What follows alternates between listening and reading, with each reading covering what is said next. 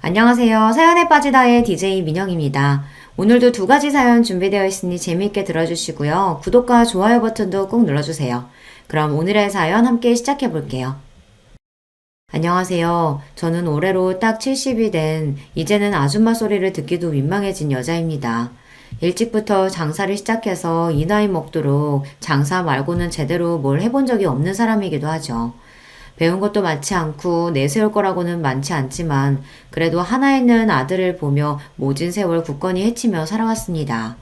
저와 비슷한 나이에 자식 낳고 살아오신 분들이라면 다들 그러시리라 생각합니다만 보잘것없는 인생에서 가장 귀하고 귀한 것을 꼽는다면 역시 자식일 거라고 생각합니다. 저 역시 그렇게 생각하며 평생을 살아왔습니다. 하나 있는 외아들 녀석에게 마음 상하고 상처받을 일이 생긴다 한들 그게 부모의 역할이려니 생각하며 아픈 가슴을 부여지고 미련하게 살아왔죠. 하지만 자식이라고 해서 모든 일이 다 용납되는 건 아니라는 걸, 부모라고 해서 마냥 아무런 대가 없이 내어주기만 해서 될 일이 아니라는 걸 이 나이 먹고서야 겨우 깨닫게 되었습니다. 다 필요 없다. 못난 어미 덕보고 고생 모르고 살아왔으면서 어미 하는 일이 보잘것없다고 이리 어미를 없인 여겨? 나 우습게 아는 놈 나는 없는 셈 치고 살 테니까 어디 너 바라던 대로 창피한 어미 없이 잘들 살아보거라. 어머니 제가 잘못했어요. 딱 한 번만 용서해 주시면 두 번 다시 실망시키는 일 없을 테니까 제발 한 번만 용서해 주세요. 기회는 차고 넘치도록 줬어. 내 평생을 너를 용서하고 또 용서한 결과가 고작 이거냐? 더는 네 놈한테 속을 일 없다. 제가 오죽하면 아들놈한테 이런 소리를 다 했겠습니까? 저로서도 정말이지 쉬운 결정은 아니었어요. 하지만 진작 아들 녀석 버르장머리를 제대로 고쳐놨어야 했어요. 이제 와서 머리 다 굵은 자식 새끼 뜯어 고쳐놓을 수도 없는 노릇이니 마음을 아주 독하게 먹었습니다. 상처 중에 가장 아픈 상처가 믿었던 자식 새끼한테 받은 상처가 아닐까 싶습니다. 저렇게 아들놈 내치고 나서 저라고 어떻게 괜찮을 수 있었겠어요. 한동안 허하고 쓰린 마음을 달랠 길이 없어 적잖이 마음고생을 해야만 했습니다. 여러분들 사연을 들려주는 이 채널의 존재를 알지 못했더라면 아마 저는 더 오랜 시간 혼자 끙끙 가슴앓이를 해야 했을 거예요. 그 생각만 하면 얼굴도 이름도 모르는 여러분들께 참으로 감사한 마음 그뿐입니다.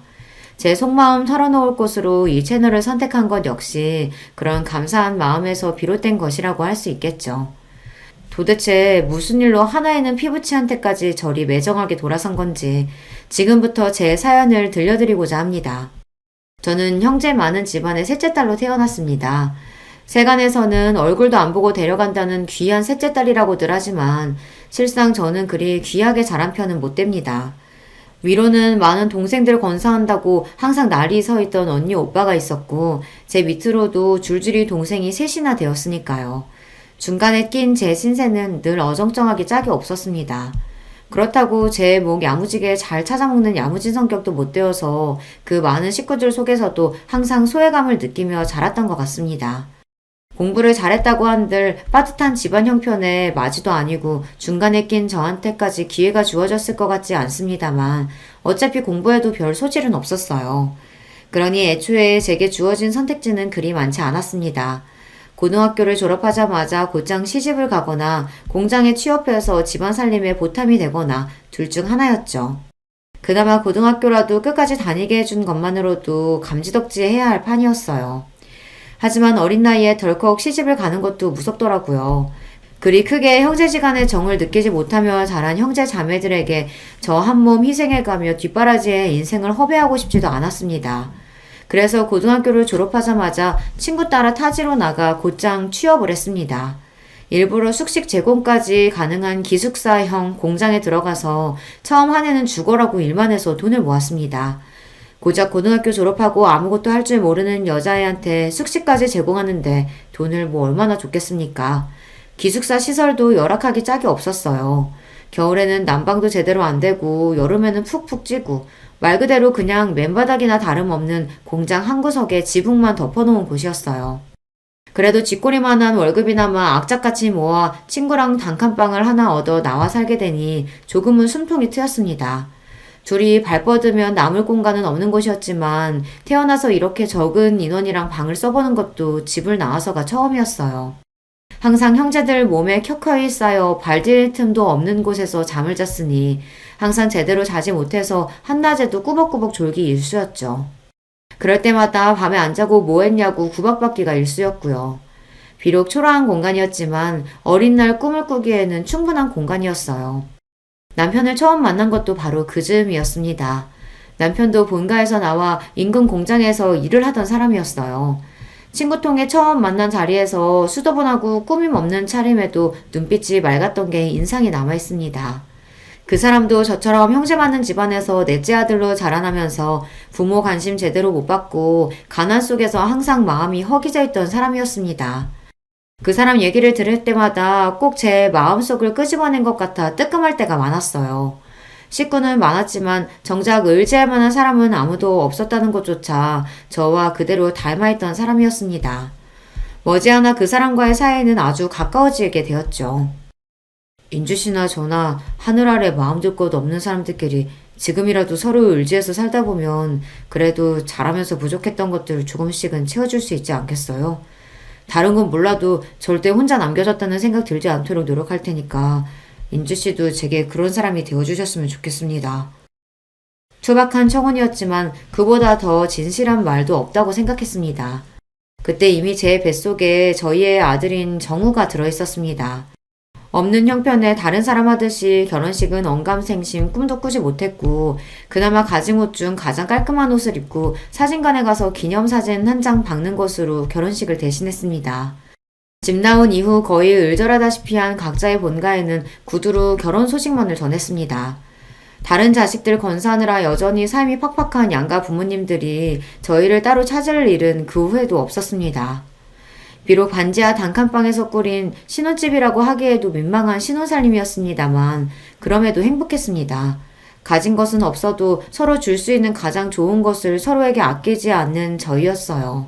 마음이 오가는 것이 일이 따뜻한 일이라는 것도 남편 덕에 알게 되었어요.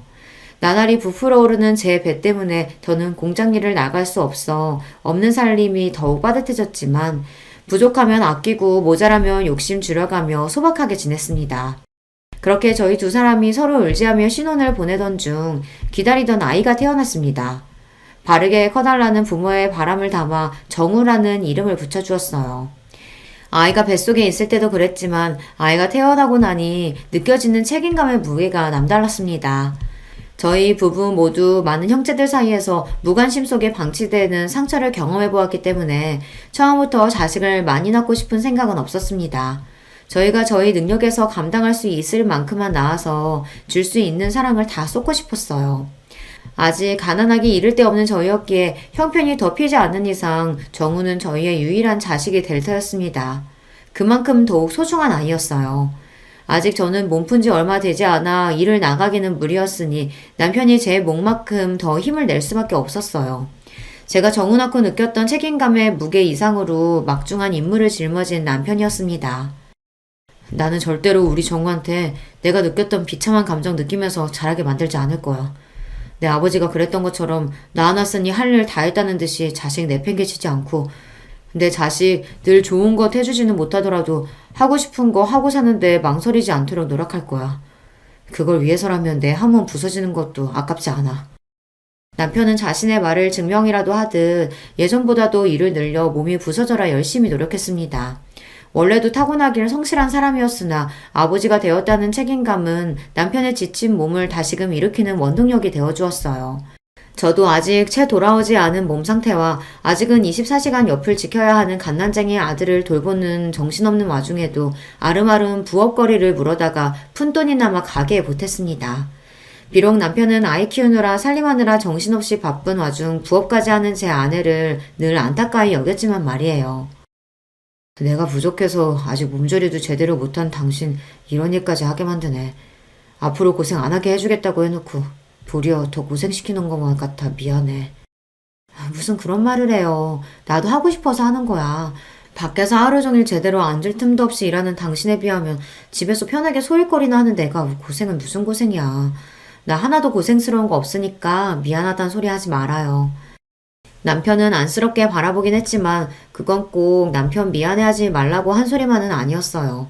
어차피 친정에서 자랄 때도 어느 정도 제 몸 가눌 수 있게 자란 이후부터는 항상 할 일이 끊이질 않았고, 그런 집에서 도망치듯 나와 공장 일을 할 때도 환경은 여전히 열악하기 짝이 없었으니까요. 부끄러운 마음에 제대로 표현해 본 적은 없지만 결혼해 남편과 아이와 함께 살고 있는 그 단칸방 신혼집이 제 생애 가장 안락한 공간이었습니다. 물론 아이 자라고 나서까지 지낼 수 있는 곳은 아니라고 생각하긴 했습니다만 제 주제에는 충분히 차고 넘치는 곳이라고 생각했어요. 아이 태어나고 남편이 밤낮 없이 추가 근무와 주말 근무를 가리지 않고 닥치는 대로 일한 덕분에 아이가 걸음마를 시작할 무렵에는 저희 부부도 드디어 반지하 생활을 벗어나 지상급으로 보금자리를 옮길 수 있게 되었습니다. 여전히 좁고 허름한 공간이긴 했지만 벼들어오는 곳에 기대어 꾸벅꾸벅 조는 아이를 바라보는 마음은 행복한 감정으로 충만했습니다. 노력한 대로 결과가 돌아오는 보상받는 느낌이라는 게 얼마나 큰 성취감을 가져다 주는지도 새로이 배우게 되었죠. 저희 부부 둘이 열심히 노력하면 이렇게 조금이나마 살림도 나아지고 우리 부부 잘할 때와는 비교도 할 수 없을 정도로 정우에게는 더 나은 환경을 만들어줄 수 있을 거라고 생각하면 힘이 들어도 힘든 줄도 몰랐습니다. 집안에 하나둘씩 제대로 된 살림살이가 늘어가고 저렴한 것이긴 하지만 아이 물건도 점점 늘어나는 것이 기쁨이 되어주었죠. 아직 어려서 글자도 모르는 아이가 가장 좋아하는 장난감은 다름 아닌 그림책이었습니다. 말이 트이기 시작해서 뜻모를 말을 쫑알쫑알 끊임없이 떠들어대며 그림책을 열심히 감상하는 아이를 보는 저희 부부 눈이 즐거움으로 가득했어요. 엄마 아빠를 붙들고 고사리 같은 손가락으로 그림을 짚어가며 제 나름대로 침을 튀기며 열심히 설명하는 게 어찌나 우습고 귀여운지 살면서 지고 왔던 온갖 시름이 한순간에 다 날아가는 기분이었습니다.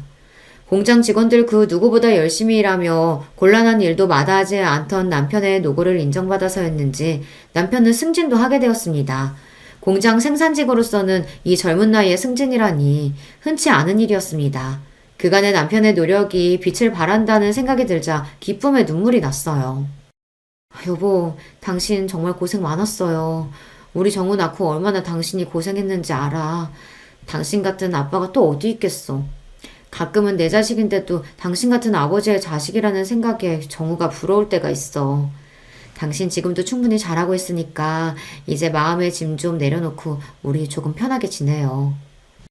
고생은 당신이 다 했지. 당신 같은 좋은 엄마한테 이런 칭찬도 다 듣고.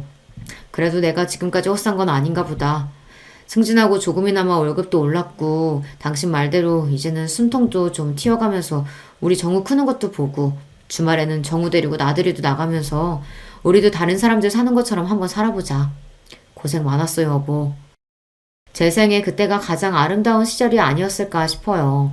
그 이후로 제 인생에 여러 번 기쁜 순간들이 찾아오기는 했지만 그 조금은 부족했던 시절만큼 제 마음이 충만했던 시절은 없었던 것 같아요. 제 인생의 전성기를 꼽자면 남편과 함께했던 그 젊은 날을 주저없이 꼽을 수 있어요. 이대로만 계속 이어진다면 더 바랄 게 없을 것 같았습니다. 비록 부모로서의 욕심에 우리 아들 튼튼하게 이왕이면 똑똑하게 자라줬으면 하는 바람은 있었으나 지금 이대로도 충분히 행복했습니다. 남편도 승진 이후로는 무리하게 특근이나 추가 근무까지 하지 않고 지냈기에 몸 상태도 예전보다 많이 좋아졌습니다. 제가 정말이지 신신당부를 했거든요. 이제 당신 승진도 했고 예전만큼 애쓰지 않아도 되잖아요. 당신 아직 젊다고 그 핑계로 몸 안 아끼면서 일하는 거 내가 모를 줄 알았어요? 건강 잃으면 다 잃는 거야. 아직 우리 정우 이렇게 어린데 앞으로 애 크는 거, 대학 가는 거, 장가 가는 것까지 다 보려면 당신도 이제 관리해야 돼. 그 좋은 시절 다 놓치고 싶은 거 아니면 내 말 들어요. 아, 알았어. 알았대도. 제 성화의 남편도 이제 슬슬 몸을 사리기 시작한 참이었습니다. 젊을 때야 젊은 패기로 어떻게 지나간다고 해도 그게 결국에는 몸에 다 남을 터였어요. 나이 들어 골골대는 것만큼 자식한테 패 끼치는 것도 없다는데 저희 부부 생각이 일치했기에 남편도 가장으로서 당신 몸이 당신 자신만의 것이 아니라는 걸 깨달은 것 같았어요.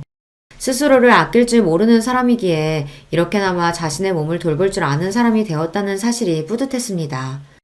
그날은 남편 공장에 급작스럽게 추가 주문이 들어와 물량을 맞추느라 전 직원이 야근을 하게 된 날이었습니다. 전화로 야근 소식을 알리는 남편에게 또 당부를 했죠. 당신 내 말 잊지 않았죠? 위험한 쪽으로는 얼씬도 하지 말고 저녁도 거르지 말고 몸이 재산이라는 거 꼭 기억하고. 아이고, 알았습니다. 누구 말씀이라고 감히 거역하겠습니까? 10,000원님 말씀 잘 들어야지. 싱글거리며 웃으며 대꾸하는 남편 목소리가 듣기 좋았어요. 남편이 빨리 돌아왔으면 좋겠다고 생각하며 대충 저녁 끼니를 해결하고는 곤히 잠든 아이 머리를 살살 쓰다듬으며 남편이 귀가하기만을 기다렸습니다. 늦어도 자정쯤이면 돌아온다는 말에 잠들지 말고 기다리자 했는데 저도 하루 종일 살림에 육아에 또 남편 몰래 슬그머니 시작한 부업 마감 지킨다고 그날 제법 무리를 했던지라 저도 모르게 깜빡 잠이 들었습니다. 정적을 가르는 전화벨 소리에 화들짝 놀라 반사적으로 수화기를 집어들었습니다. 저도 저지만 아이가 깰까봐 한 행동이었어요. 이렇게 예상보다 잔업이 길어지면 저 먼저 자라고 남편이 꼭 전화를 해줬거든요. 당연히 남편 목소리가 들려올 줄 알았는데 전화를 건 사람은 남편이 아니었습니다. 재수씨, 지금 빨리 병원으로 오세요. 김주임 지금 병원에 실려가고 있어. 전화를 건 사람은 남편의 상사였습니다. 앞뒤 포차 다 떼고 다짜고짜 남편이 병원으로 실려가고 있다는 말에 이미 잠은 싹 달아난 뒤였습니다. 그게 대체 무슨 말이에요? 그 사람이 왜요? 어디를 얼마나 다쳤길래? 그게 공장에 사고가 나는 바람에 지금 이럴 시간 없어요. 일단 빨리 와요. 와서 설명할게. 영문도 모르고 남편이 다쳤다는 말에 저도 모르게 손이 벌벌 떨렸습니다. 그 와중에도 어린아이 혼자 두고 갈 수 없어 아이를 들쳐매고 뛰어나왔어요. 단잠을 자다가 갑자기 방해를 당한 정우가 찡얼거리며 투정을 했지만 아예 달랠 정신도 없었습니다. 간신히 정신을 차리고 늦은 시간에 잘 잡히지도 않는 택시를 겨우 잡아타고 인근 대학병원으로 향하는 내내 너무 긴장해서 손끝이 핏기가 싹 가셔 하얗게 얼어붙는 듯 했어요. 그렇게 영원히 끝나지 않을 것만 같은 초조한 시간이 지나고 병원 응급실에 도착했습니다. 들어가니 안은 아수라장이었습니다. 다친 게 남편 한 사람이 아닌 모양이었어요. 남편과 똑같은 공장 유니폼을 입고 피칠갑을 해서 고통에 몸부리치는 장정들의 비명소리가 마치 제 사지를 찢는 기분이었습니다. 이 응급실 어디에선가 내 남편도 저런 꼴이 되어 있을 거라고 생각하니 온몸에 경련이 이는 기분이었습니다.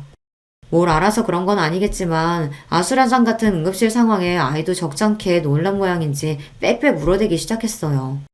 이윽 후 제 남편을 발견한 순간 저는 그만 그 자리에서 까무러칠 뻔했습니다. 재수씨, 지금 이러고 있을 때가 아니야. 얼른 수술동에서 써야 한대. 당장 수술 안 들어가면 위험하다고. 내 남편이 왜 저래요? 왜 저렇게 됐어요? 온몸에 피칠갑이 된 남편은 이미 오른손 한쪽이 없었습니다. 공장 기계 오류로 직원 몸이 끼이는 걸 보고 놀라 달려간 남편이 급히 직원 몸을 빼내어 겨우 목숨은 건졌으나 그러면서 그대로 오른손이 기계에 끼어버렸다는 남편 상사의 설명을 듣는 내내 정신이 나갈 것처럼 뒤통수가 극도의 스트레스로 뜨거워졌습니다.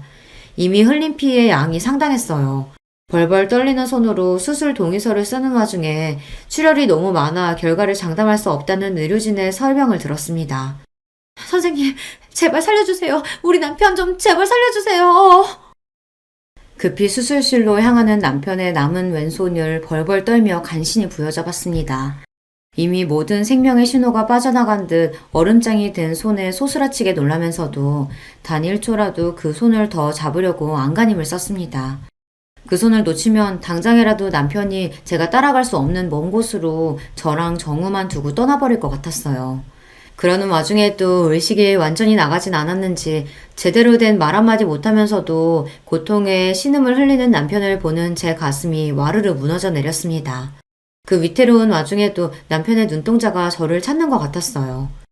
여보, 걱정하지 마. 수술하면 괜찮아질 거야. 다 괜찮아질 거야. 스스로도 확신할 수 없는 약속을 남발하면서 그렇게 남편을 수술실로 들여보냈습니다.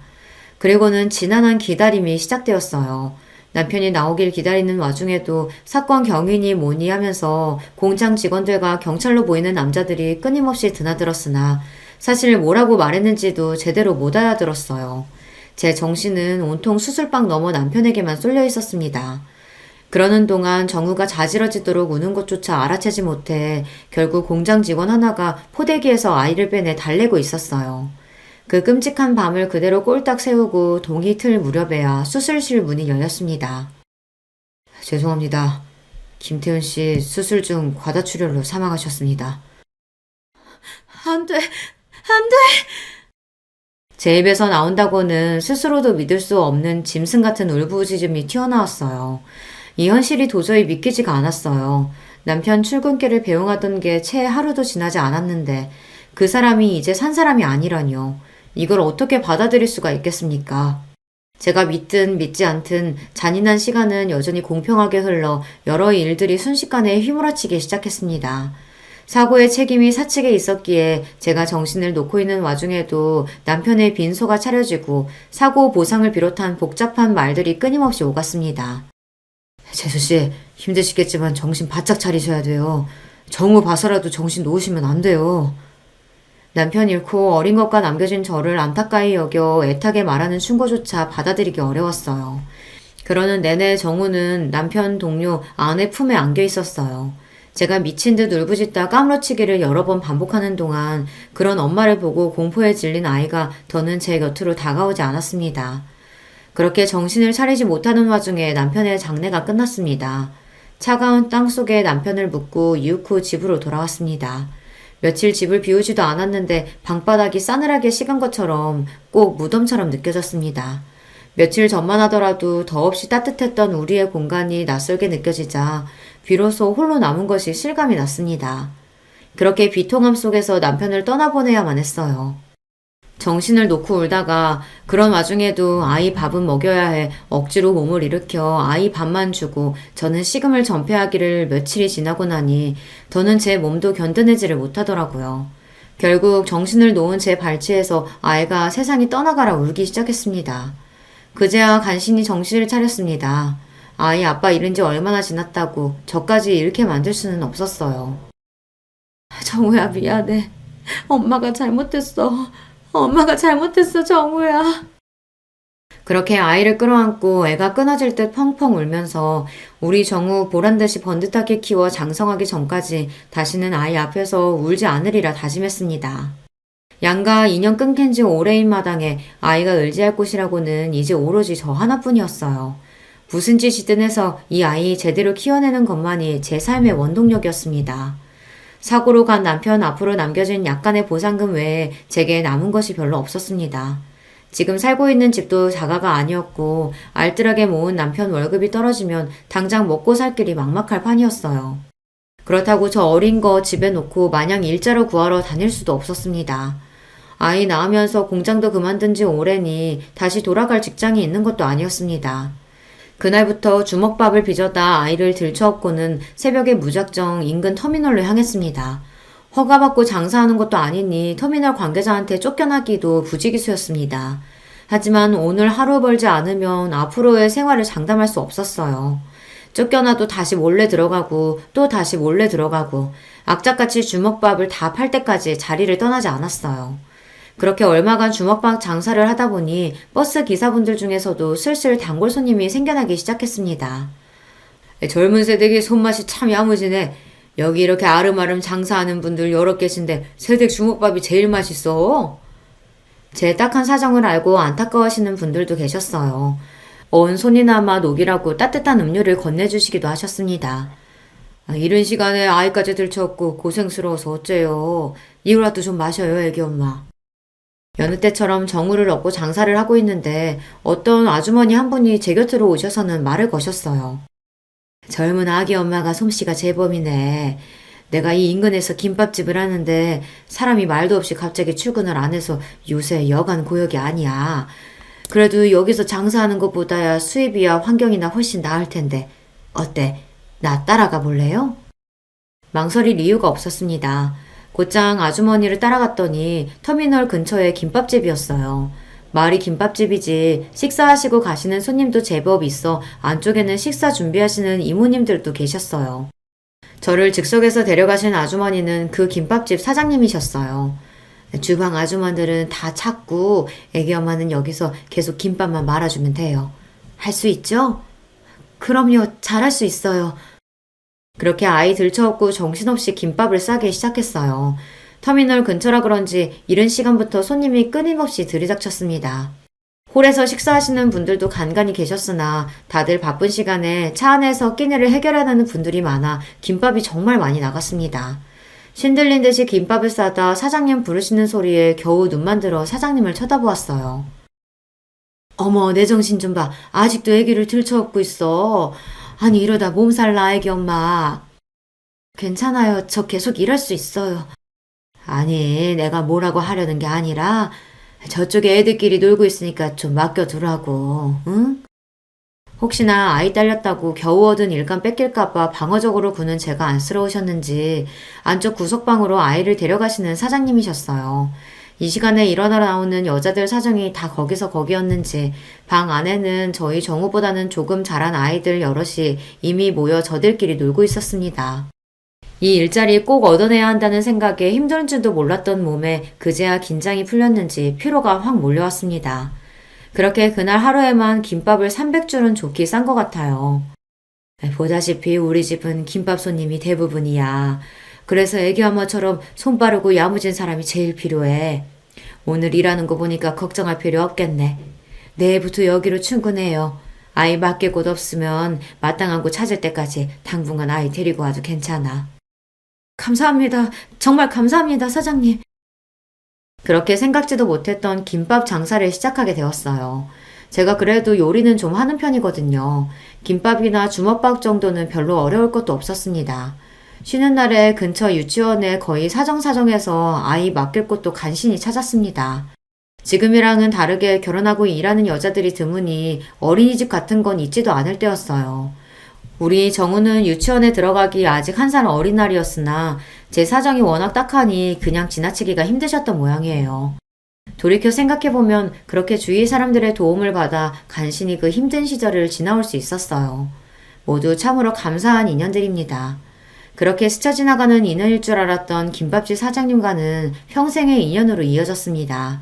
사장님도 일찍 남편분과 사별하시고 막막하던 차에 김밥 장사로 집안을 일으키셨거든요.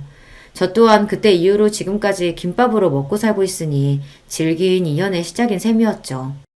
제가 많은 김밥은 우리 정우의 급식비가 되고 학원비가 되고 대학 등록금이 되어 아들이 자립하는 밑거름이 되어 주었습니다. 남들 보기에는 변변치 않은 일일지 모르겠으나 제게는 하나뿐인 아들 녀석 키워준 거나 다름없는 게 바로 김밥이에요. 비록 아이는 자라면서 김밥이라면 아주 지긋지긋하다는 눈을 하고는 했지만 어쩌겠습니까? 아무리 싫어도 제 자식으로 사는 이상 김밥 팔면 번 돈으로 큰 건 부정할 수 없는 사실이니까요. 아이는 공부를 아주 잘했어요. 저처럼 남편 역시 집안 지원이라고는 일체 받을 수 없어 공부를 오래 하지 못했으나 그 사람이 머리는 좋은 편이었거든요. 다행히 내가 아니라 아빠 머리를 물려받은 모양인지 싶어 안도감과 동시에 가슴 한구석이 아릿해졌습니다. 아이에게서 남편의 흔적을 발견할 때마다 그랬어요. 다른 점이 있다면 아무리 몸이 힘들어도 제 앞에서 험한 말 한 번 한 적 없이 늘 다정한 말을 전했던 것과는 달리 아들 녀석은 성격이 제법 날카로운 편이었습니다. 특히나 자존심이 아주 세서 또래 친구들 보기에 창피할 만한 일에는 아주 질색을 했습니다. 김밥 하는 엄마의 존재야말로 그 녀석 기준으로는 절대 친구들에게 보이기 싫은 창피한 것이었던 모양이에요. 쉬는 날 친구들 한번 데려오라는 말에도 절대 응한 적이 없는 아들이었으니까요. 아, 왜 자꾸 친구들 데려오라 그래? 밖에서 놀면 되는데. 그게 아니라 네 친구들 제대로 본 적이 없으니까 궁금하기도 하고 맛있는 것도 해주고 싶어서 그러지. 맨날 김밥집에서 그러고 있으니까 내가 누구랑 어울리는 줄도 모르지? 너무 그러지 마, 아들. 그래도 엄마가 김밥만은 재주나마 있어서 우리 아들 갖고 싶은 거 하고 싶은 거 시켜줄 수 있는 거야. 아, 됐어.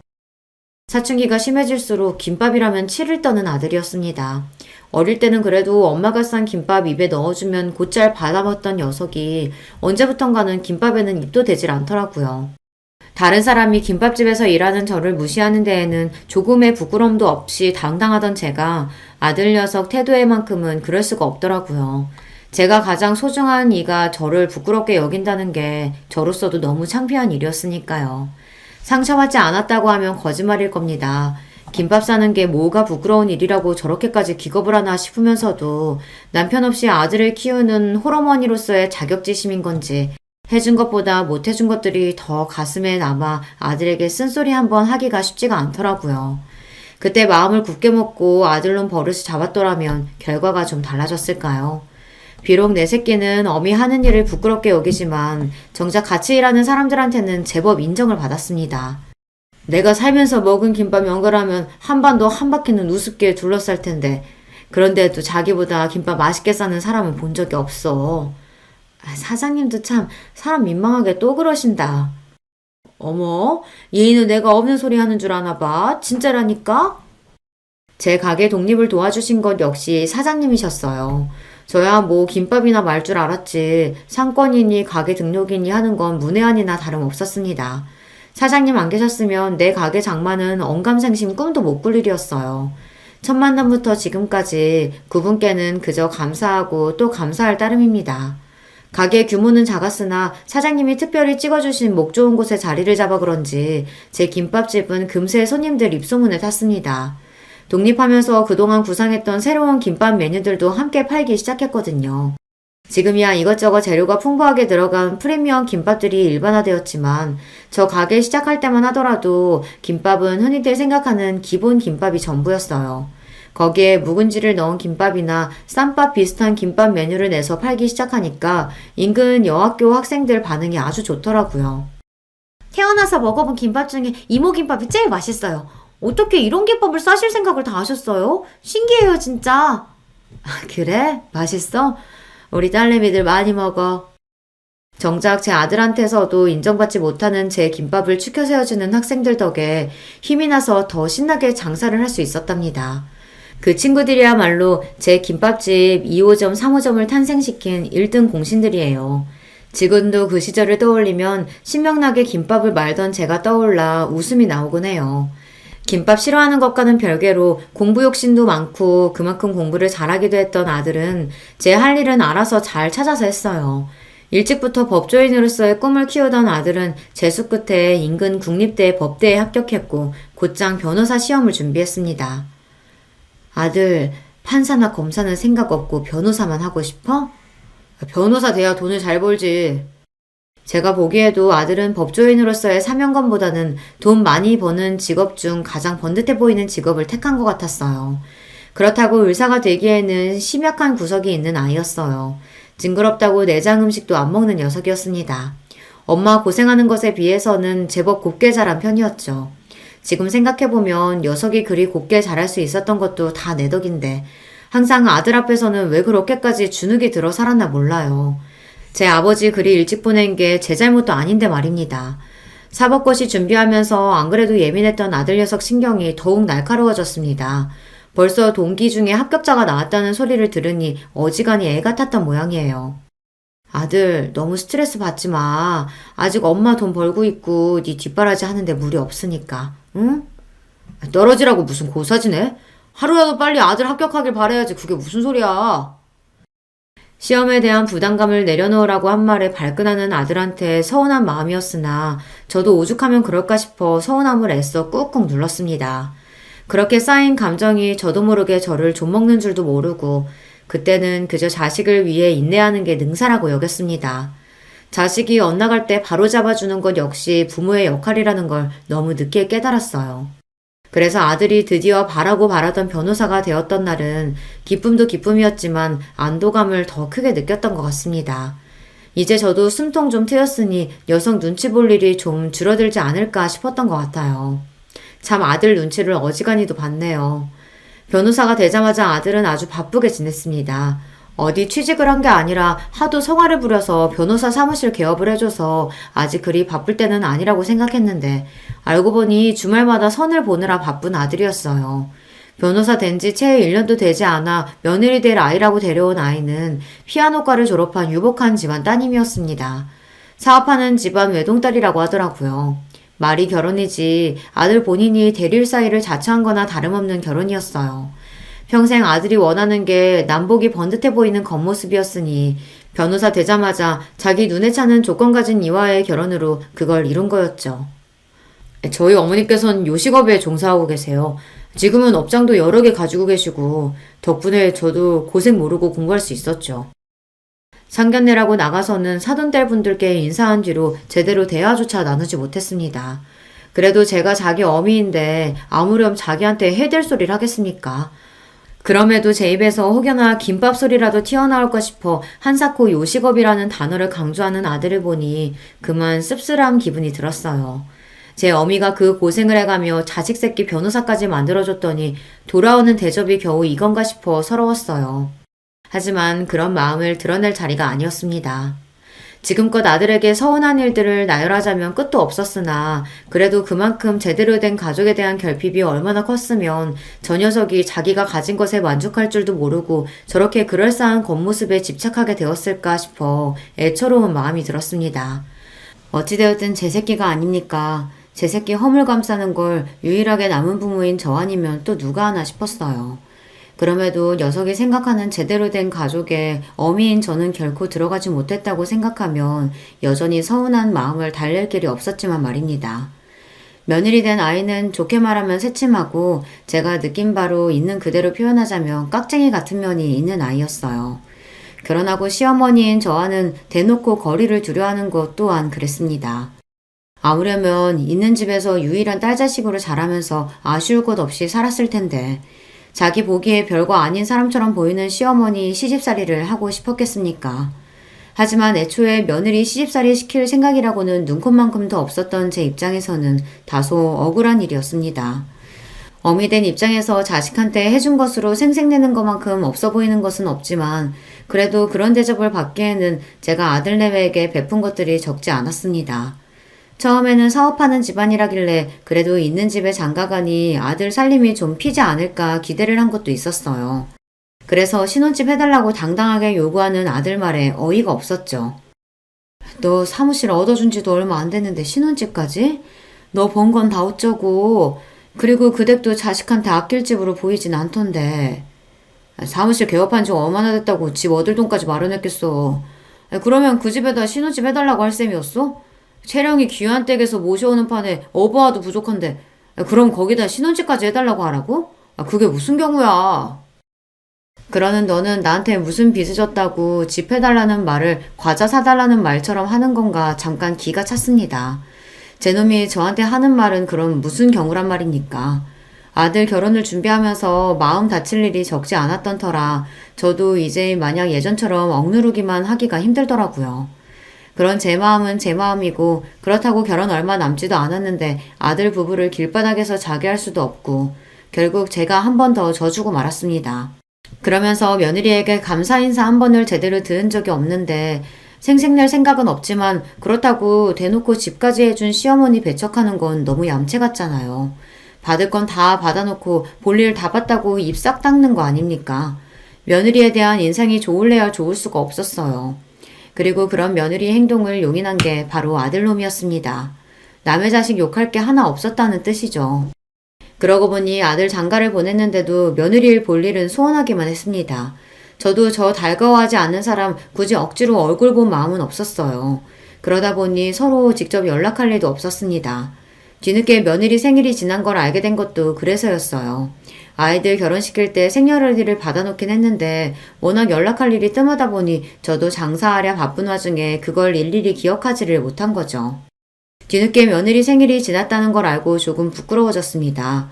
그래도 제가 그보다 살아도 갑절을 더 살았는데 아직 철없는 것들과 똑같이 군 거잖아요. 어른이 되어서 이래가지고는 안 되겠다 싶었어요. 한참을 망설이다가 처음으로 아들 통하지 않고 며느리에게 전화를 걸었습니다. 네, 어머니, 어쩐 일이세요? 한참 만에 전화를 받은 며느리 목소리가 떨떠름했습니다. 반가운 사람 전화가 아니니 그렇겠지만 며느리 목소리를 들으니 괜히 더 위축이 되는 것 같더라고요.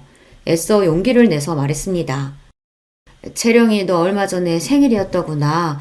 그래도 결혼하고 며느리 첫 생일인데 어른이 돼서 제대로 챙겨주지도 못하고 내가 미안하다. 아니에요, 어머니. 저 생일 잘 보냈어요. 그래도 내가 너 생일상 한 끼는 먹이고 싶었는데 아무래도 집으로 오라고 하면 부담스럽지? 전 그러면 언제 시간 날 때 너 편할 때 가게라도 한번 다녀와. 너 먹고 싶은 거 해줄게. 평생 한 일이라 김밥은 눈 감고도 마니까 김밥도 좀 싸가고. 우리 집 김밥 맛있어. 네, 그럴게요. 그렇게 어색하고 대면대면하게 통화를 마쳤습니다. 전화를 끊고서 저도 모르게 휴 숨을 내쉬었어요. 며느리랑 통화 한번 하는 게 이렇게 긴장되는 일인 줄 몰랐어요. 처음부터 좋은 감정으로 시작하진 않았지만 이렇게 내가 한 걸음 다가가면 그래도 불편하고 꺼려지는 사람으로 남지는 않겠지 애써 스스로를 다독였습니다. 아들로부터 전화가 걸려온 건 며느리와 통화한 지 채 30분도 지나지 않을 때였어요.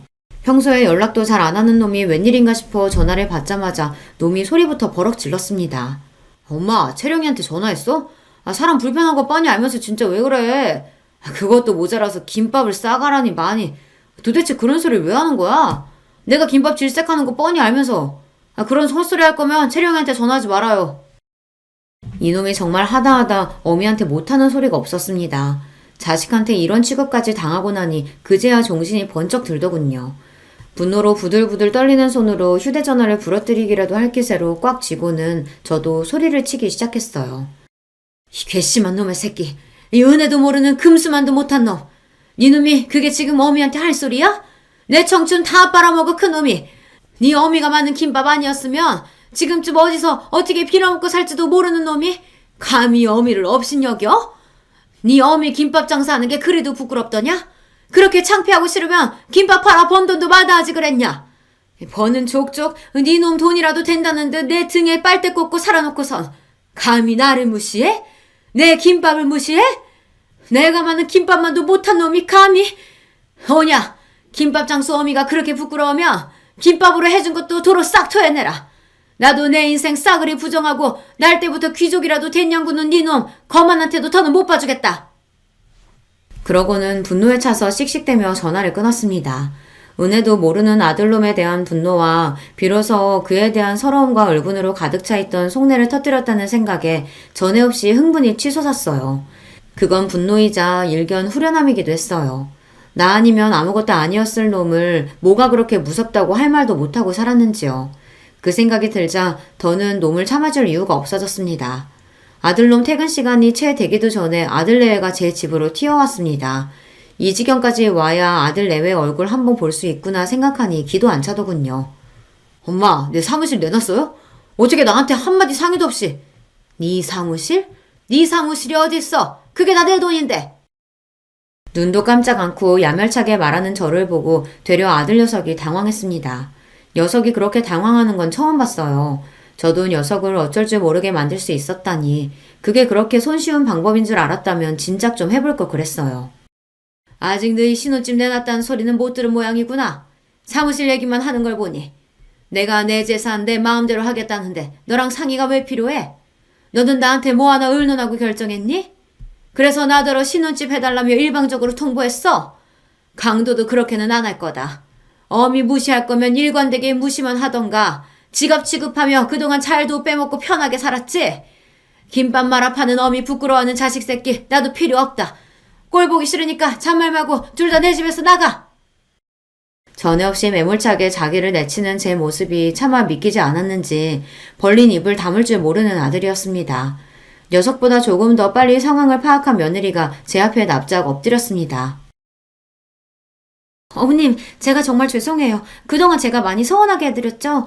제가 생각이 모자라서 어머님 마음을 미처 헤아리지 못했어요. 잘못했어요. 화 푸세요. 네 탓할 생각 없다. 내 자식 눈꼴이 저 모양인데 남의 자식한테 입댈 생각 없어. 다만 내 재산 내가 알아서 하겠다는 것뿐이니 나한테 이리 빌어봤자 소용없다. 제 아내까지 내치는 꼴을 보고서야 사태의 심각성을 깨달았는지 아들놈이 제 다리에 매달렸습니다. 엄마, 제가 엄마가 부끄러워서 그런 게 아니라. 아니긴 뭐가 아니야. 세상에 내 존재 가장 작게 만드는 게 바로 네 놈이야. 네 놈 제대로 키워보겠다고 시작한 일을 가장 초라한 일로 만드는 게 바로 네 놈이라고. 내가 뭐 한다고 너 같은 놈 키워낸다고 그 고생을 했는지 모르겠다. 고마워할 줄도 모르는 너 같은 놈 때문에. 엄마, 진정 좀 하시고 제발. 진정은 네가 해야지. 이제 부끄러운 어미 없이 네 놈 혼자 헤쳐나갈 세상살이가 결코 녹록지 않을 텐데 그래야 하지 않겠어? 그간 내 그늘 아래서 세상 무서운 줄 모르고 곱게만 자랐지. 그게 결국은 널 위한 게 아니었는데 지금이라도 잘못된 건 바로 잡는 게 맞겠다. 그래도 내 덕에 돈 걱정 없이 법 공부했으니 너도 억울해할 것도 없다. 이제 각자 인생 각자 살자꾸나. 엄마, 잘못했어요. 잘못은 무슨. 돈 아니면 네가 내 앞에서 무릎 꿇을 일이 있겠어? 속 훤히 들여다보이는지 그만하고 이만들 돌아가.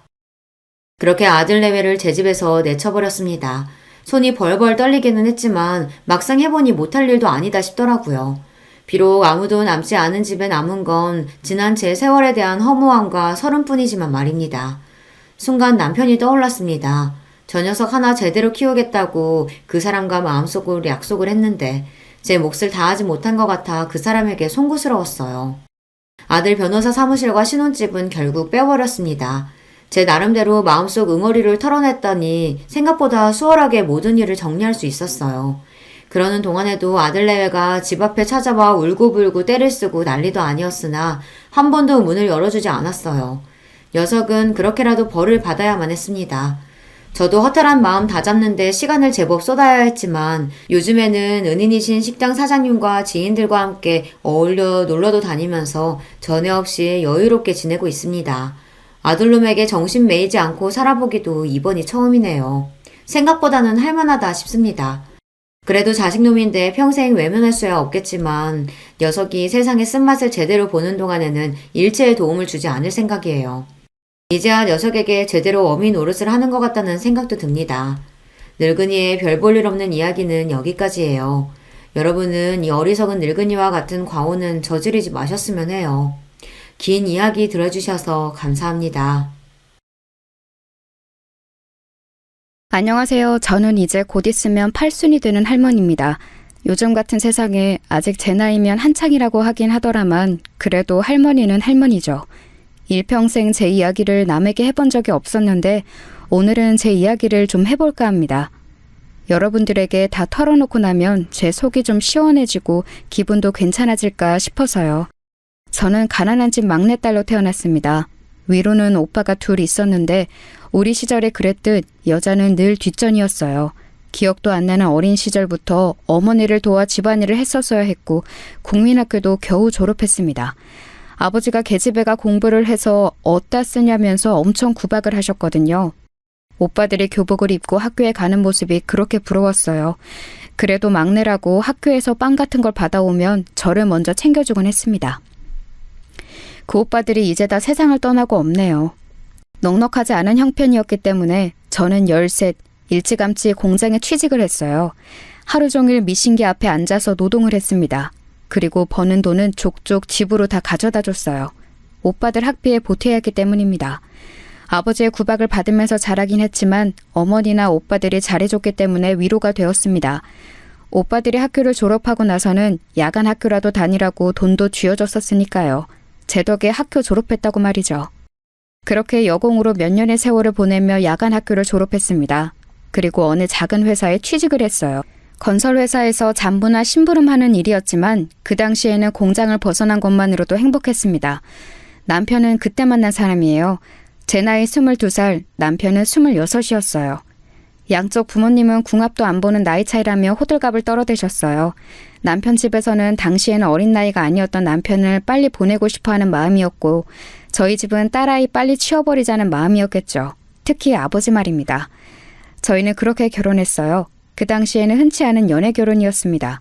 저도 저에 대해 적극적으로 애정 표현을 해오는 남편이 싫지는 않았거든요. 나를 좋아해주는 사람에게 시집가야 한다는 어머니의 말씀을 정말 귀에 인이 박히도록 들어왔던지라 더 남편과 결혼해야겠다는 생각했는지도 모릅니다. 순조로웠던 결혼까지의 과정과는 달리 결혼하고 나서는 고달픈 일들이 많았어요. 일단 시집살이가 엄청났습니다. 시어머니는 보통 유별난 분이 아니셨거든요. 특히 아들에 엄청 집착하셨는데 제가 결혼하고 1년 넘게 임신이 되지 않자 정말 유난을 부리셨어요. 지금 같으면 뭐 1년 가지고 23 어린 여자에게 뭔 문제가 있어서 좀 기다려보자 하겠지만 그때는 또 시대가 시대였지 않습니까? 밤낮으로 어머님을 따라 전국에 아들 낳는다는 명소라는 명소는 다 가서 기도를 드리고 옆집에 아들만 셋 낳았다는 여자의 속옷을 비싼 값에 사와서 입고 다니기도 하고 좋다는 약이란 약은 다 먹었어요. 하지만 아이가 쉽사리 들어서지 않았습니다. 그 덕에 구박이란 구박은 다 받았어요. 년년 소리를 들으며 온갖 집안일을 다 해야 했고 어디 가서 사람 취급 못 받는 건 예사였습니다. 지금이야 임신이 안 되면 남자 쪽에도 문제가 있을 수도 있으니 같이 검사를 하자고 하지만 그때는 뭐 그런 게 있을 때인가요? 그냥 며느리가 죽을 죄를 지은 죄인인 거죠. 그래서 정말 매일 밤을 울었어요. 내가 정말 어디 문제가 있나, 나는 애도 못 낳는 여자인가 하면서 말입니다. 남편은 아버지와 달리 다정한 사람이긴 했지만 그만큼 효자이기도 했어요. 그래서 매일 밤 저를 달래주면서도 자신의 어머니의 말이라면 다 들었습니다. 그래서 시어머님이 더 저를 대놓고 미워라 하셨겠죠. 그 부분은 아직도 생각하며 가끔 미워요. 그때 내 편을 제대로 좀 들어주지 하는 생각도 들고 말이죠. 하지만 다 너무 옛날 이야기네요. 결혼하고 5년 만에 첫째 아이가 들어섰습니다. 제 나이 27이었어요. 온 집안이 그야말로 경사였습니다. 그날 이후로 시어머님은 절에 들어가셨어요. 제 뱃속에 있는 아이가 아들이어야만 했거든요. 5년 만에 된 임신인데 그 이후에는 또 언제 될지도 알 수 없거니와 그땐 27이면 노산 소리를 들을 때라 다음은 없다고 생각하셨는지 정말 간절하셨습니다. 저는 답답하리만큼 누워서 꼼짝조차 못했어요. 혹시나 애 떨어지면 안 된다고 물을 마시러 가는 것조차 함부로 하지 못했습니다. 꼭 아들이어야만 한다. 딸이면 너는 쫓겨나. 그런 말씀을 서슴없이 하셨어요. 하지만 모두의 바람과는 달리 제 뱃속의 아이는 딸이었습니다. 아이가 나오자마자 모두가 실망 어린 탄식을 하던 장면을 저는 아직도 잊을 수가 없어요. 그 누구 하나 고생했다는 말이 없었습니다. 오히려 시어머니는 방금 해산한 며느리의 면전에 대고 2년 전연하며 쌍욕을 하셨으니까 뭐 말 다 했죠. 씨바지를 드려야 돼. 어머니, 아직 이 사람 젊고 저도 젊어요. 그런 말씀은 마세요. 씨바지를 드려야 한다는 말에 남편은 처음으로 자기 어머니의 뜻에 반기를 들었어요. 절대 그러지 않는 사람이 그러니 시어머니도 고집을 부리시진 못했습니다. 하지만 제가 둘째를 가지기 전까지는 내내 그랬으면 하는 마음을 남편에게 이야기했어요.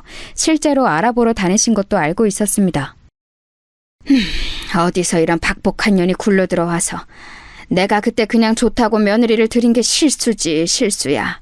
어디 가서 물어보면 너보고 다 아들 복은 뒤지게 없다고들 한다. 어? 아이고 내 팔자야. 우리 집안의 대가 여기서 끊어지겠어. 전년 하나 때문에. 매일매일 그런 소리를 듣고 살았어요. 정말 매일매일이요. 나중에는 욕을 안 듣는 날이 이상한 느낌이 들 정도였습니다. 임신이네요. 축하드려요. 몸이 이상해서 가본 병원에서 둘째를 가졌다는 말을 들었을 때 정말 눈물이 났어요. 그래서 집으로 돌아가는 내내 대성통곡을 했습니다. 그러고 얼굴이 퉁퉁 부은 채로 집에 들어갔더니 시어머니가 무슨 큰 병에 걸렸냐며 대낮부터 여자가 불성사납게 길거리에서 울고 다닌다며 또 욕이란 욕은 다 하시더군요. 어머니, 저 임신이래요. 뭐요? 진짜요? 네. 아이고 부처님 천지시면이 감사합니다.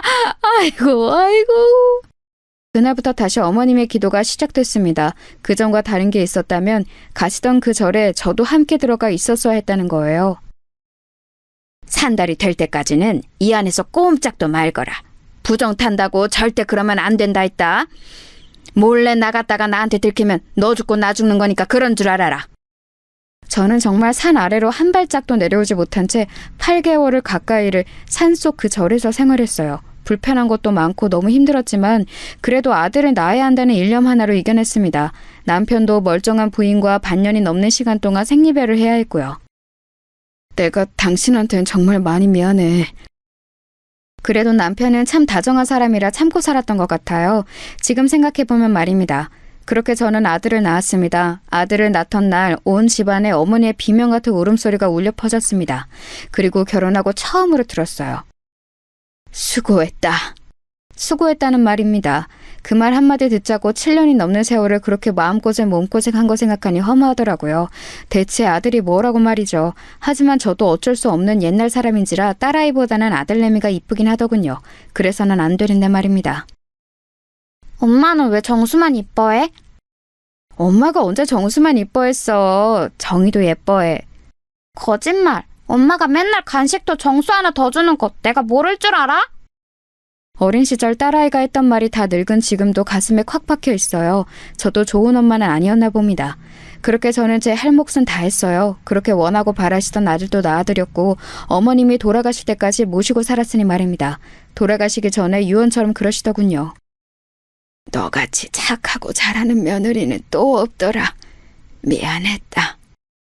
물론 그 한마디로 모든 것들이 씻기듯 없어진 건 아니었지만 그래도 지난날 제 세월이 아주 헛된 건 아니구나 싶어 눈물이 났습니다. 어머님이 돌아가시고 사람들은 며느리가 시어머니를 참 많이 좋아했나 보다 했지만 제 눈물은 사실 그 안에 대한 눈물이었어요. 당신 정말 고생 많았어. 일평생 효자였던 남편만이 그래도 제 마음을 어느 정도는 알아주더군요. 그거마저 없었으면 진작 짐을 몇 번이고 쌌겠죠. 아들내미는 정이 많은 타입은 아니긴 했어요. 하나 있는 아들 잘 키워야 한다며 어머니가 싸고 돌면서 하고 싶다는 거 다 시켜주고 다 사주고 그렇게 키우는 바람에 버릇이 좀 없기도 했고 말이죠. 그래도 공부는 곧잘 해서 학교도 좋은 학교를 갔어요. 그게 또 어머님의 엄청난 자랑거리셨죠. 만나는 사람마다 손자 학교 자랑을 하셨으니까 말입니다. 딸아이도 공부를 곧잘 했어요. 그래도 딸이 무슨 대학이냐며 절대 안 된다 하셨지만 못 배웠던 게 어린 시절에 한으로 남아있던 제가 정말 빡빡 우겨서 딸아이도 대학을 보냈습니다. 한 푼도 보태줄 수 없다는 어머님 말에 남편이 뒤에서 조금 그리고 제가 모아둔 비상금 조금 그렇게 학비를 쥐어줬던 기억이 나네요. 시간이 좀 지나서 딸아이가 그러더라고요. 엄마가 나한테 다 잘해준 건 아니고 나도 서럽고 섭섭한 기억 너무 많았지만 그때 나 대학 그렇게 보내준 걸로 엄마는 엄마 몫을 다 한 거야. 그리고 나한테 미안해하지 않아도 돼. 그런 말을 듣자고 대학을 보낸 건 아니었지만 그래도 마음에 늘 얹혀있던 것 하나가 덜어지는 기분이 들기는 하더군요. 딸아이는 아직도 종종 그때 엄마가 빡빡 우겨서 비상금까지 털어서 자기 학비에 보태준 걸 고맙다고 말합니다. 그게 벌써 몇십 년 전 이야기인데 말이죠. 아들과 딸내미 둘 다 좋은 대학을 나와서 좋은 회사에 취직을 했어요. 어머니가 그렇게 싸고 돌던 아들내미보다 딸내미가 더 잘 됐지만 말입니다. 집안에서 기집애가 제일 잘나면 머스마가 기가 죽어서 안 되는디. 끝까지 그런 말씀을 하셨지만 말이에요. 아들은 대기업에 입사해서 선을 받습니다. 그것도 사실 어머님이 다 주선하신 거였어요. 참하다는 손주 며느리감을 속에 소개를 받아 이루어낸 혼사였죠. 저도 딱히 불만은 없어요. 사람 좋아 보이던데요? 하기 싫으면 하지 않아도 된다는 말을 아들이 그렇게 말하더군요. 그래서 그냥 그러라 했습니다. 손주를 그렇게 결혼시켜놓고 정작 어머님은 그렇게 보고 죽고 싶어 하시던 증손주는 못 보고 돌아가셨지만 말이에요. 며느리는 말이 없는 무뚝뚝한 편의 며느리였어요. 표현을 잘하진 않지만 그래도 챙겨야 할 집안 대소사 같은 것 빠지지 않는 편이었습니다. 물론 좀 이상하다 생각했던 적은 있어요. 시어머니가 있을 때와 저랑 둘만 있을 때 태도가 좀 다르긴 했거든요. 그래도 워낙 어르신이니 그런가 보다 했습니다. 하지만 어머님이 돌아가시고 나니 그랬던 이유를 알겠더군요. 어머님이 저희 아들 주려고 모아놓은 재산이 좀 있었습니다. 그 이야기를 어디서 들었는지 들었던 모양이에요. 할머님 통장 어머님이 가지고 계세요? 남편 준다고 하셨었는데. 어머님의 장례를 치르자마자 하는 소리에 솔직히 기겁하긴 했지만 그래도 돈 앞에선 다들 그러기도 하고 알뜰살뜰 모아서 뭐 지들한테 쓰겠지 싶어서 군말 없이 어머님의 통장을 건넸던 기억이 납니다. 뭐 사실 어머님이 돌아가시기 직전에 그건 저희 아들 몫이라고 몇 번이나 말씀하신 것도 있고요. 딸내미는 섭섭해하지도 않았어요. 지 할머니가 어떤 사람인지 워낙 어린 시절부터 보고 자란 탓이었겠죠. 엄마 보험 수혜자 너로 해둘 거야. 너는 그거 가져. 무슨 그런 소리를 해! 그런 소리 하지도 마! 딸내미는 엄마는 벌써 무슨 그런 죽는 소리를 하는 거냐며 엄청 화를 내더라고요. 아무튼 며느리에 대한 인상이 좋은 건 아니었습니다. 애가 정이 많아 보이지도 않았고요. 하지만 딱히 흠잡을 만한 일을 한 것도 없었고 저는 시어머니에게 너무 박대를 당하며 살아왔기 때문에 하나밖에 없는 며느리에게 싫은 소리 하고 싶지 않았어요. 그래서 되도록 말을 얹지 않고 자기가 하고 싶은 대로 뒀습니다. 그래서 교류가 없는 편이었어요. 명절이나 생일에나 한 번씩 볼 정도로요. 그마저도 얼마 가지 않아 다는 오지 않고 1년에 한 번 정도로 줄어들긴 했지만 말입니다. 애들한테 그다지 바라는 것도 없었고 지들 밥벌이 다 잘하고 결혼해서 부모 속 안 썩이는 것만으로도 효도라고 생각하고 있었기 때문에 불만은 없었습니다. 그리고 시어머니가 돌아가신 이후에는 남편이랑 여기저기 같이 여행도 다니고 하면서 둘이서 잘 지냈거든요. 어머니가 아들 몫이라고 몰래 숨겨두었던 땅이 좀 있었는데 그게 많이 올랐어요. 그 주변에 싹 다 재개발에 들어갔거든요. 그래서 그 땅을 팔아 건물을 한 채 사서 남편과 그 건물에 세를 받아 생활했습니다. 둘이서 여행 가고 싶은 곳 마음대로 다니고 맛있는 거 먹고 그러기에는 차고 넘치는 돈이었어요. 며느리에게 이 아이가 일반적이진 않구나 하는 감정을 느낀 것도 그 즈음일 겁니다. 시어머니가 물려주신 땅이 또 있고 그 땅이 재개발에 들어갔고 그래서 저희가 그 땅을 팔아서 건물을 샀다는 걸 알게 되었을 때 며느리의 태도였습니다. 아버님, 오늘은 제가 밥 해드릴게요. 전과는 너무 다르게 애교도 있고 잘하더군요. 특히 남편에게 말이죠. 하지만 남편은 시어머니랑은 달리 그런다고 우리 며느리 하는 사람은 아니었지만 말입니다. 아버님이 좀 무뚝뚝한 편이신 것 같아요. 좋으면서 저러는 거니까 너무 신경 쓰지 말거라. 그래도 혹여나 며느리가 기분이 상할까 제가 중간에서 많이 애쓰긴 했어요. 그렇게 평화롭다면 평화로운 날들이 지속될 줄 알았습니다. 그런데 불행은 그럴 때 갑자기 찾아오는 거더라고요. 암이라고 하는구먼.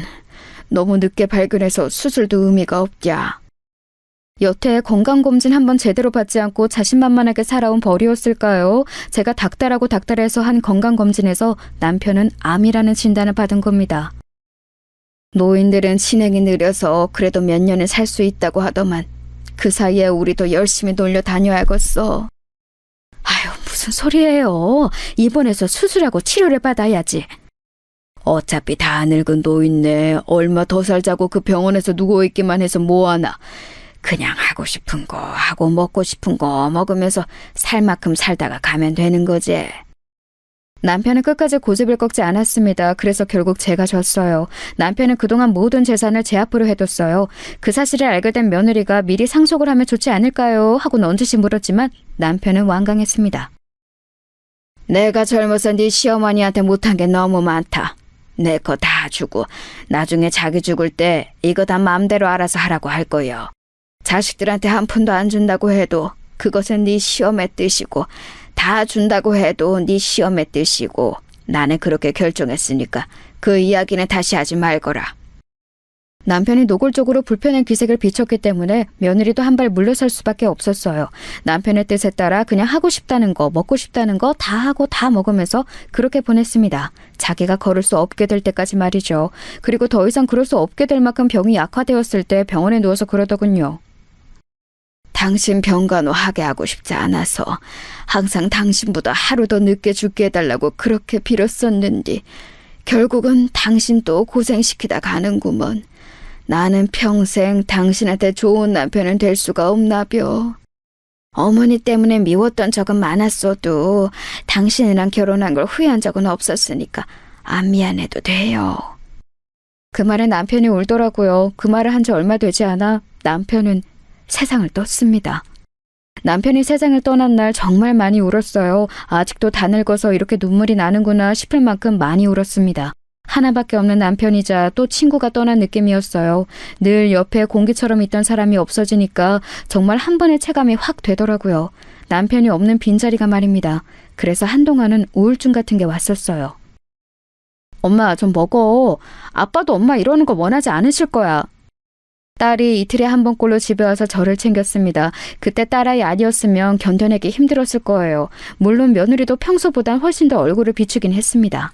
어느 정도 시간이 지나고 남편의 빈자리도 또 혼자라는 사실도 적응이 되어갈 무렵 남편이 쓴 일기를 읽게 되었어요. 그 일기에는 저에게 얼마나 미안한 마음을 가지고 있는지에 대한 내용과 자기가 떠나고 나서도 제가 호강했으면 하는 마음이 가득 담겨 있었습니다.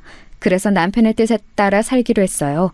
맛있는 것도 많이 먹고 친구들이랑 여행도 다니고 그러면서 지냈습니다. 그러다 문득 친구들이 그러더군요. 그 많은 재산 다 어쩌고 죽을 거요? 그냥 나 죽으면 알아서들 나눠 갖는 거 아니요? 아우, 안 돼. 그러면 싸움 나. 쥐들이 더 가져가겠다고. 미리미리 어느 정도 주겠다 다 정해놔야 된다니까. 아, 그러고 죽기 전엔 절대 주면 안 되고. 그냥 미리미리 줄 만큼 다 주고 나 쓸 것만 남겨두면 안 되나?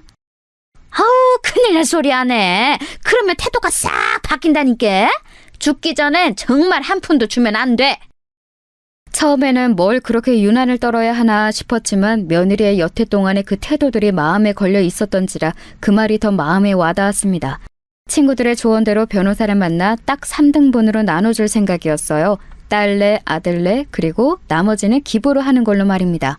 예전부터 좋은 일을 늘 하고 싶었는데 기회가 없었거든요. 뉴스 같은 곳에서 전 재산을 기부했다는 사람들을 보면서 대단하다고 생각했던 적도 많았습니다. 물론 저는 전 재산을 기부하는 건 아니라 아이들에게도 줄 생각이긴 했지만 말입니다. 어머님, 변호사 만나셨어요? 그런데 며느리가 제가 말하지도 않았는데 제가 변호사를 만난 걸 어디서 듣고 와서 묻더라고요. 그걸 어떻게 알았니? 저희 동네에 있는 사무실에 가셨죠? 저희 동네에 제가 아는 사람이 많아서 만났다. 재산 문제로 만나신 거예요? 답지 않게 정말 꼬치꼬치 묻더군요. 며느리가 재산에 대해 관심이 많은 건 알고 있었던지라 그냥 별 문제가 될 것 같지는 않아서 다 대답했습니다. 주변에서 죽기 전에 미리 나눠야 한다고 해서 아직은 그냥 만나보기만 한 거야.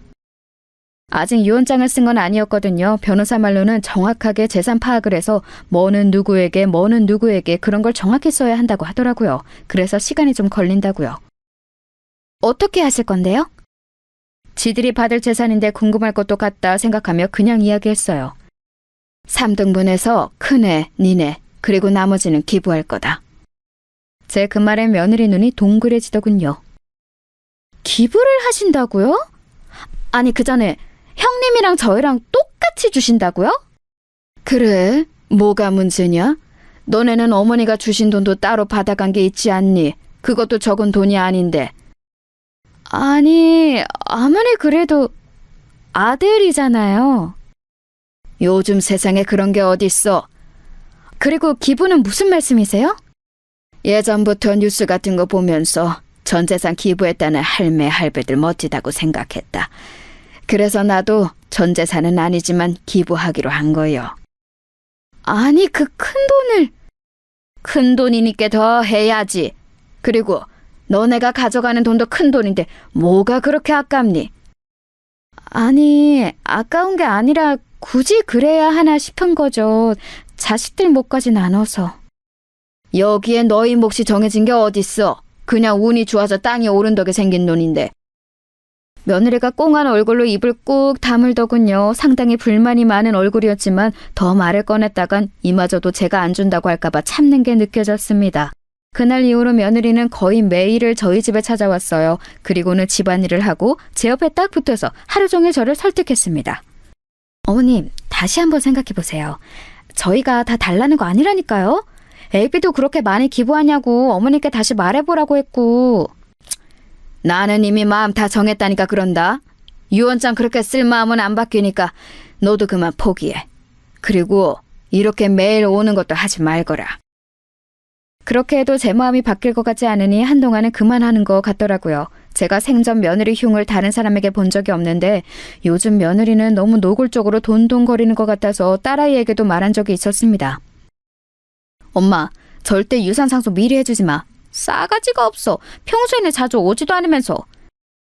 그래도 애 앞에서는 그런 소리 하지 마라.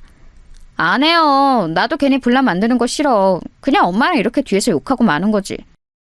딸내미도 지아빠 닮아서 여기저기 입대는 스타일이 아니라 그런지 그냥 그러고 말긴 했지만 말입니다.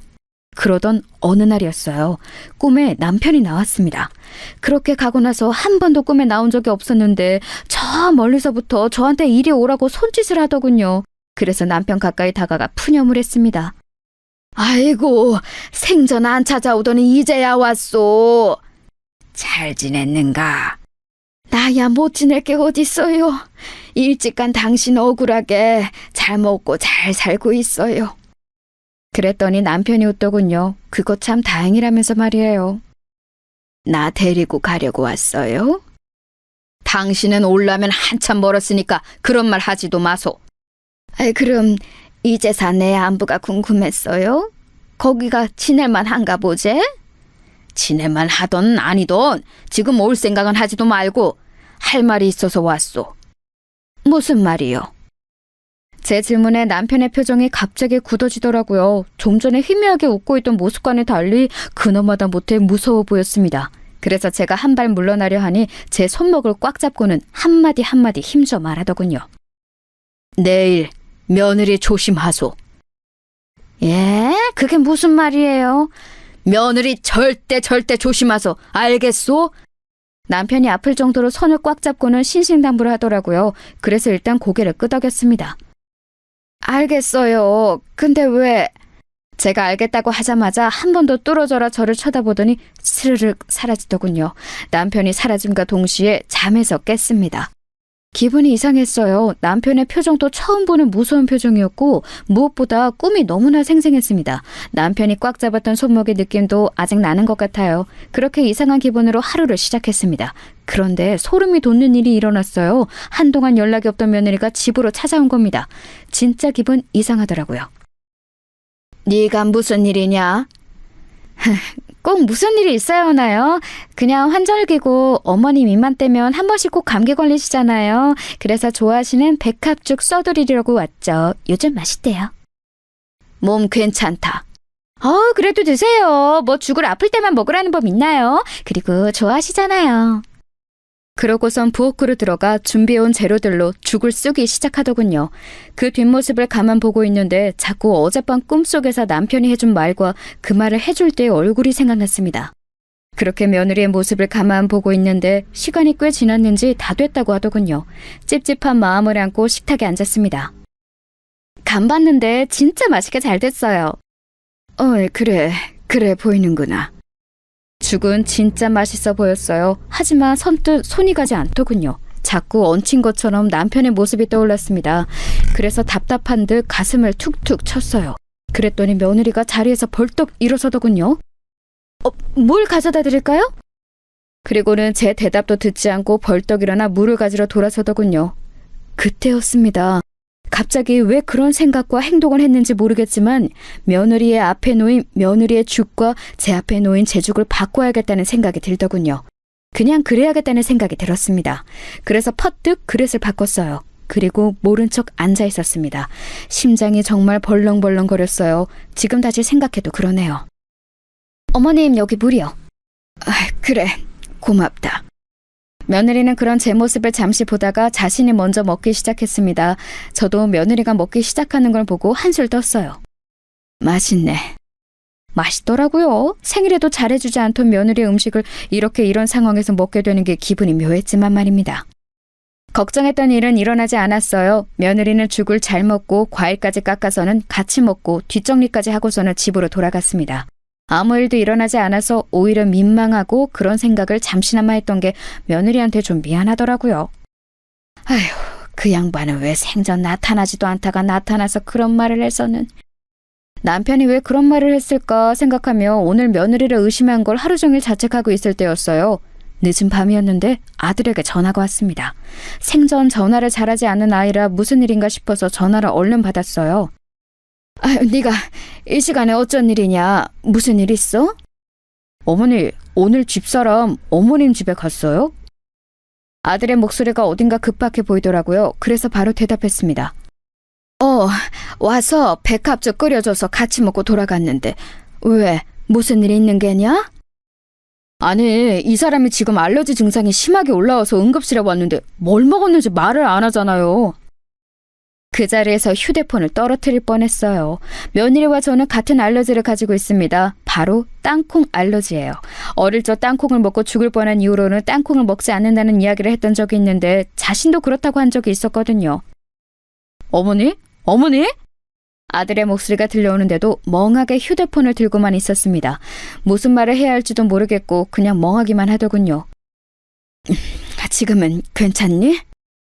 네, 지금은 주사 맞아서 괜찮아지고 있는데 땅콩 알러지가 있는 사람이 자기가 찾아서 그걸 먹었을 리도 없고 그럼 뭘 먹었는지 말을 해줘야 하는데 말을 안 하잖아요. 애가 오늘 할머니 집 간다고 했대서 전화해봤어요. 며느리는 주사를 맞고 자는 중이라고 하더군요. 그렇게 전화를 끊었는데 저도 모르게 눈에서 눈물이 흘렀습니다. 재산 때문에 시어머니를 죽이려고 죽에 땅콩가루를 집어넣는 며느리라니요. 저에게 이런 드라마에서나 볼 법한 일이 일어날 거라고는 상상도 한 적이 없거든요. 정말이지 세상이 뒤집힌 것같은 기분이었어요. 죽다 살아났으니 그게 맞긴 한 거겠죠. 아이고, 애들 아버지. 손을 덜덜덜 떨며 어제 꿈에 나타난 남편을 부르짖었어요. 그렇게 그날은 충격으로 밤을 지새우다시피 했습니다. 그리고 그 다음날 먼저 딸애에게 이 이야기를 전했어요. 딸애가 너무 놀라서 한달음에 달려왔더군요. 그리고 저를 붙잡고 울면서 화를 내기 시작했습니다. 엄마는 그렇게 될 때까지 아무 의심도 안 했어? 진짜 큰일 날 뻔했잖아. 아빠가 꿈에 안 나타났으면 어쩌려고 그랬어? 상상이나 했겠니? 그런 일을 할 거라고. 딸애는 한참을 울면서 화를 내더니 당장이라도 누구 하나 때릴 기세로 일어서더군요. 내 인연을 가만두나 봐. 그 자식도 가만 안 둘 거야. 어디서 그런 년을 데리고 와서는. 일단 앉아라. 내가 그렇게 말한다고 해도 그 아이가 박바국이면 그만인데 누구 말을 믿겠니? 너도 처음에 엄마가 잘못한 거 아니냐고 몇 번을 되물었잖아. 딸을 씩씩거리더니 이내 앉더군요. 그리고는 눈물을 닦으며 말했습니다. 그러면 이렇게 하자. 어떻게? 내일 엄마 혼자 병문안을 가. 그리고는 그냥 왜 그랬냐고 물어봐. 모른 척해도 다 알고 왔다고 그래. 녹음기 꼭 가져가서 녹음하고. 알겠지? 며느리를 만날 생각을 하니까 다시 손이 떨려왔지만 그런 무서운 아이랑 아들을 계속 같이 살게 둘 수도 없는 노릇이었습니다. 그리고 또 언제 저한테 그런 짓을 또 할지도 모르잖아요. 그래서 덮어둘 수는 없었어요.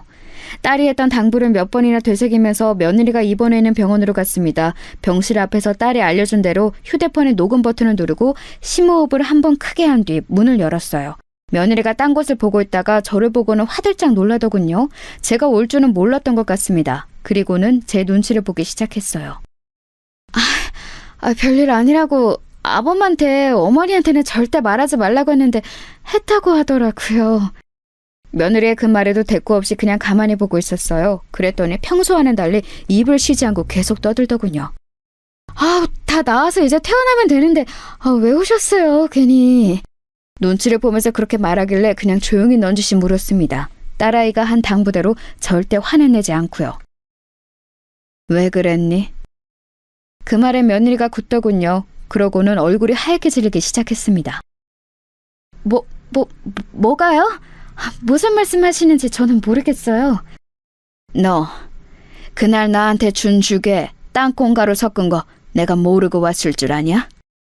며느리가 손을 벌벌벌 떨기 시작했습니다. 어머니, 뭔가 오해가 있으신가 본데. 네가 이런 식으로 나오면 나도 애비한테 다 말하는 수밖에 없어.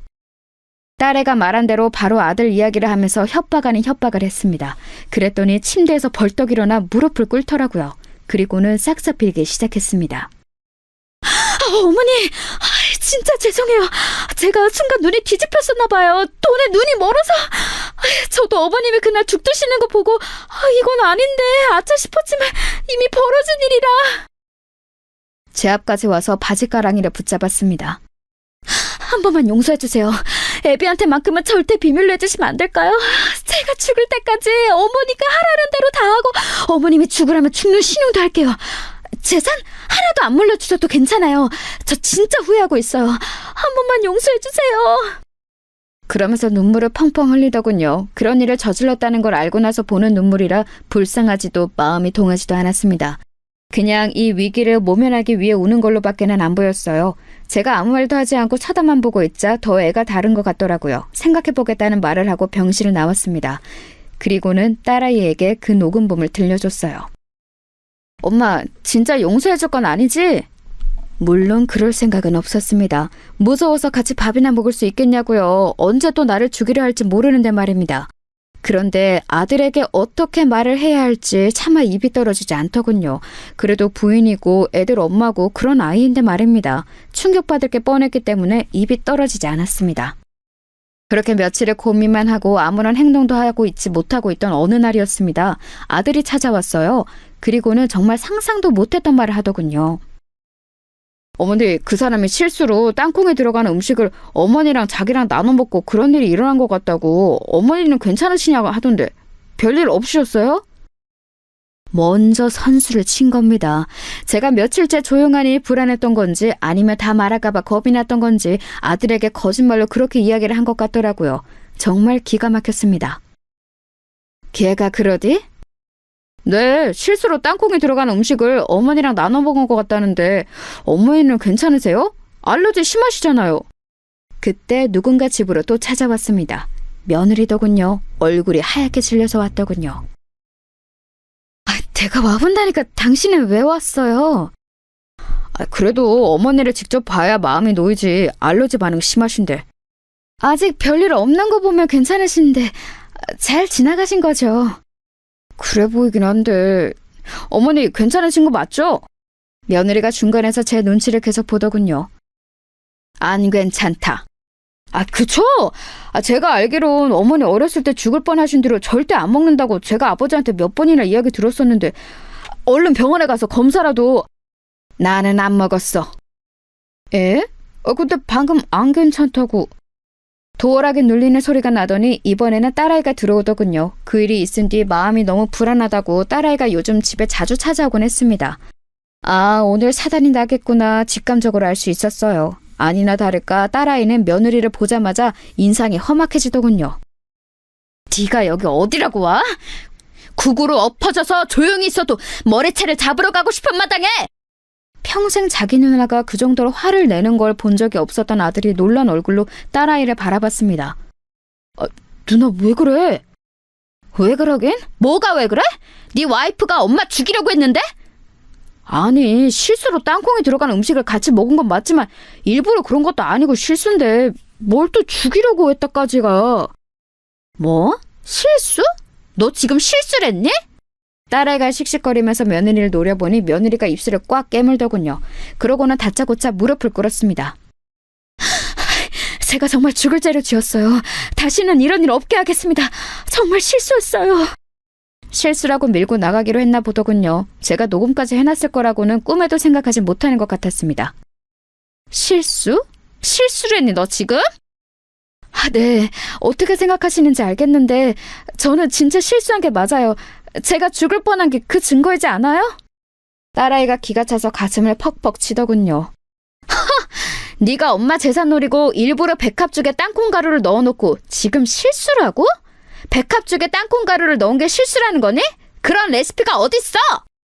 백합죽에 땅콩가루를 넣은 적 없어요. 그 뒤에 먹었던 디저트가 그랬던 거지. 나는 디저트를 먹은 적이 없는데?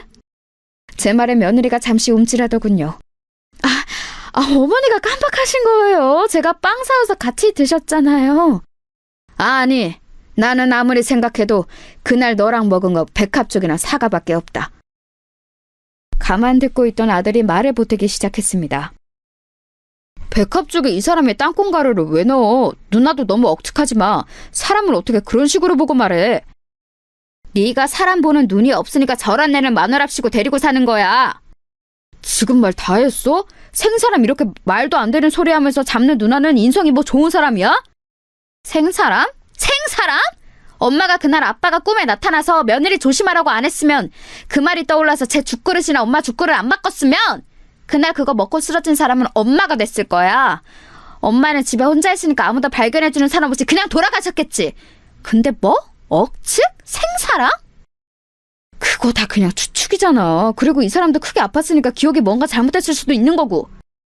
정말 너무들 하시네요. 며느리가 울기 시작하더군요. 그 모습을 보니 더 이상은 참아줄 수가 없었습니다. 그래서 방으로 들어가 휴대폰을 들고 나왔어요. 그리고는 그날 했던 대화의 녹음을 틀었습니다. 그 안에는 며느리가 제게 싹싹 빌면서 아들에게만은 비밀로 해달라는 음성이 다 녹음되어 있었어요. 그걸 듣는 며느리 얼굴이 하얗게 질려갔고 아들 또한 마찬가지였습니다. 당신 이거 뭐야? 진짜야? 여보, 그게 아니고... 며느리가 아들의 팔을 붙잡았지만 아들은 그런 며느리를 소름 끼친다는 듯 밀어버렸어요. 며느리가 바닥에 엎어져서는 울기 시작했습니다. 어머니 죄송합니다. 누나 미안해. 일단 나도 생각할 시간이 좀 필요해서. 그리고는 정말 충격받았는지 비틀거리며 집 밖을 나서더군요. 그 뒤를 며느리가 따랐습니다. 한바탕 난리가 나고 난 뒤 딸아이는 차라리 잘 됐다며 시원하다 했지만 아들의 그 충격받은 얼굴이 머릿속을 떠나지 않더군요. 정말 많이 놀란 것 같았거든요. 그 다음 날도 며느리는 집 앞을 찾아와서 울며 불며 빌었습니다. 한 번만 용서해달라고 말이죠. 딸아이가 그 모습을 보고 아들에게 전화를 한 뒤 며느리는 한동안 나타나지 않았어요. 그리고 얼마 뒤 아들을 통해 소식을 들을 수 있었습니다.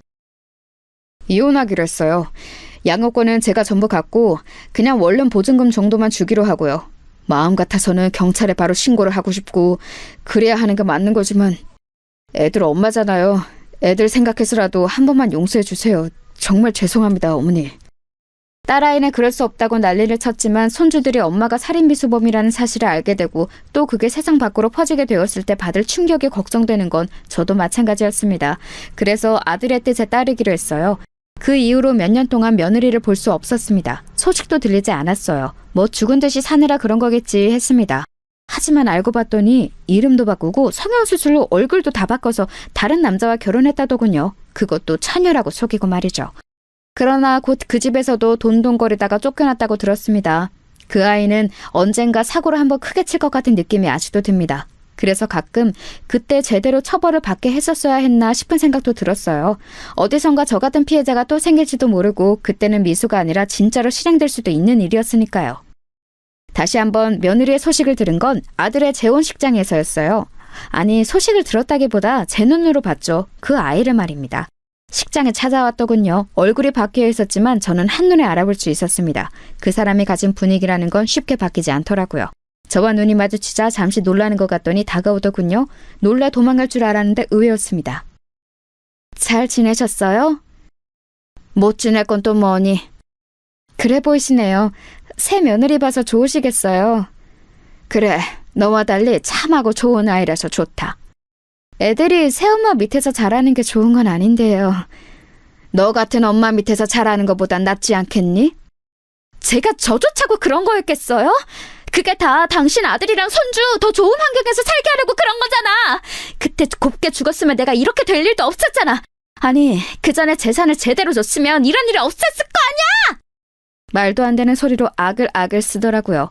기가 빠져서 멍하게 쳐다보고 있는데 그 모습을 보고 아들이 다가와 며느리를 끌고 나갔습니다. 나중에 듣기로는 한 번만 더 나타나면 그날 그 녹음본을 가지고 바로 경찰서로 간다고 했다더군요. 그 이후로는 며느리의 소식은 더 이상 들을 수 없었습니다. 본인도 겁이 난다면 더 이상 저희 앞에는 나타나지 않겠죠. 속 시원하게 마무리된 것 같지는 않지만 손주들을 생각해서 어쩔 수 없는 선택이긴 했어요. 물론 가끔 후회는 하지만 말입니다. 아직도 그때 한 선택이 잘한 건가 하는 고민은 되지만 말이에요. 긴 이야기 들어주셔서 감사합니다. 아, 지금 며느리는 저에게도 아들에게도 또 손주들에게도 더없이 잘해요. 하지만 그래도 재산은 미리 물려주지 않으려고요. 저도 얻은 교훈이 너무 많거든요.